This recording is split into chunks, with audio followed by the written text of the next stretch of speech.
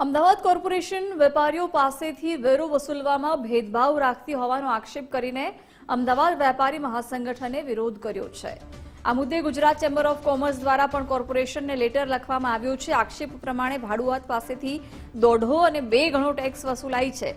Tax એકસરખો રાખવા રજૂઆત કરાઈ છે। વેપાર ઓનલાઈન થવાને કારણે સ્થાનિક બજારોમાં વેપાર ધંધા ઓછા થયા હોવાથી ભાડુઆતોને વધારે ટેક્સ અસહ્ય બન્યો છે।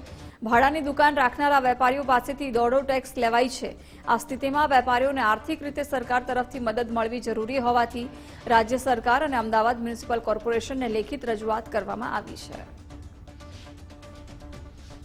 અમારા અરજી પહેલા તો મેં સીએમ સાહેબને પણ કરી હતી, એને 1-2 વર્ષ થઈ ગયા છે ને પછી હમણાં અરજી અમે મેયરશ્રીને પણ કરી છે, અમને જીસીસીઆઈમાં ગુજરાત ચેમ્બર ઓફ કોમર્સમાં પણ કરી છે કે મકાન માલિકને જો તમે ટેક્સ લો છો આ સિંગલ લો છો, કિરાયેદારને તમે જો ટેક્સ લો છો આ ડબલ લો છો।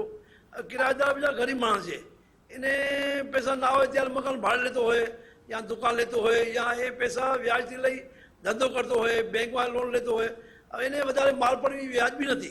हाँ, टैक्स बिल डबल आता है। भाड़े की दुकान है मेरी और भाड़ा भी भरता हूँ मैं, लेकिन टैक्स बिल है जो अभी ज़्यादा आ रहा है। स्पीकर की दुकान है मेरी, जय भवानी साउंड सिस्टम।